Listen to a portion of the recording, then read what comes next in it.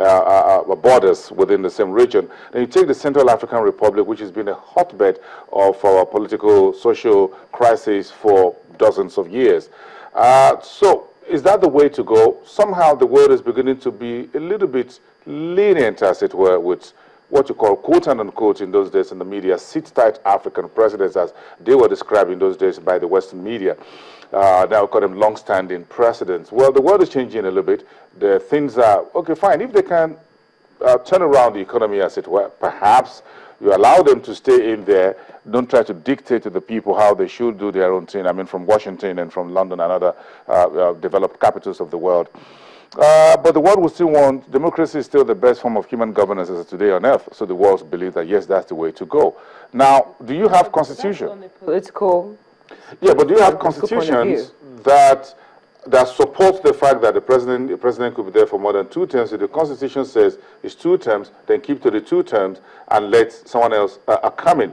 Now, trying to change the game while the match is going on the field of play is where you have concerns within those countries and outside the borders and at the international community. Now, it doesn't make people to have confidence. Again, when you get to a point in which every 4 or 8 years, if that's what you agree, or 1 term of 5 or 6 or 7 years, when you're done with that, as long as that is what the law says and that is respected, investors, both local and foreign, can plan within that ambit. But when they are not sure for how long you're going to be there, as long as you get in, that level of uncertainty, is it a lifetime presidency, like some former African presidents said they would do, or otherwise, Mobutu Sese Seko, the rest of them, the Idi Amin. Now, investors don't really like such level of uncertainties, and they would rather not deal with such. But what about cases like, Rwanda? I mean, just I think yesterday we saw lawmakers supporting the fact that they were reviewing the constitution because they want their leaders to stay on.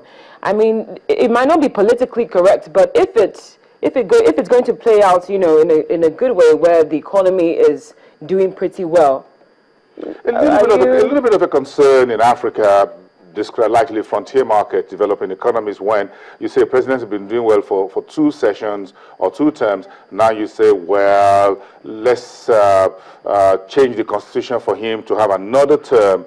The reading from outside such countries, especially from the developed markets and economies around the world, which you need foreign direct investment, foreign portfolio investment, you need aid, you need a lot of competitiveness and foreign trade and what have you. The key question will be, hold on a minute, are you, the sitting president, trying to arm twist the National Assembly or the Congress to get another term in office?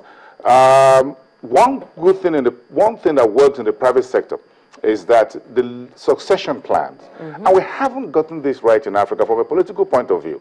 The thing you see in the corporate world is, as soon as you're getting in, the first thing is, what is your succession plan? Who succeeds you? How are you grooming a new generation of leaders that will come after you and ramp things up, so that you leave some form of legacy and build on that? That is what makes the developed economies look like they are thousands or light years away from the rest of us in Africa. Because the first thing, as soon as they come in, is that you can see the line of succession, whether within the same political space or within the same political party or other political parties existing within the same space. But as long as the presidency looks like a life jacket that you, like a skin of a leopard, and you wear it and it doesn't look like it can get off your skin except you get to an abattoir. Now that looks very dangerous. Investors don't like that.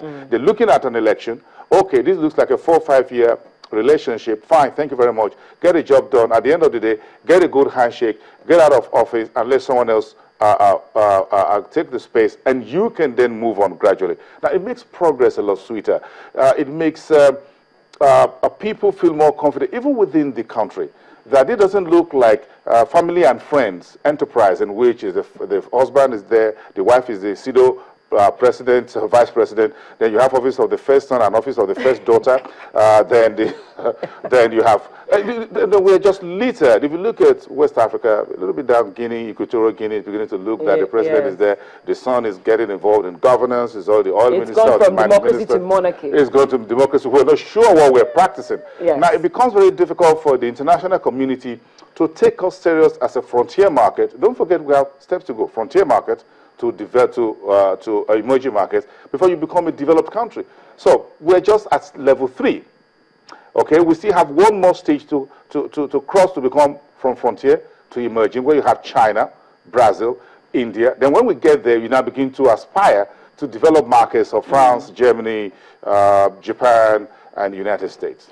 Well, Bosun, so in summary of what you said, it's better for us, for everybody to stick to the Constitution, and it will be better for the economy. Thank you so much. Our head of business desk right here on Channels Television, Bosun Omofaya. At this point, we'd like to take our feedback of the day, and in this case, the tweet of the day. Yesterday, we asked you about what the government should be doing concerning piracy of films in Nollywood, and this is coming from Maruf. He says piracy will be curbed when other employment options are made to look more tantalizing for youths, e.g. agribusiness and ICT ventures. We'd like to say thank you very much for your feedback, and please keep them coming. At this point, here is our question of the day. Now, what are your thoughts on the African Union's decision to observe Burundi's controversial elections? Feel free to reach out to us either via email or Twitter. The address and handle right there on your screen. As always, it's been a pleasure. Thank you so much for watching Network Africa on Channels Television. I'm Cynthia Are.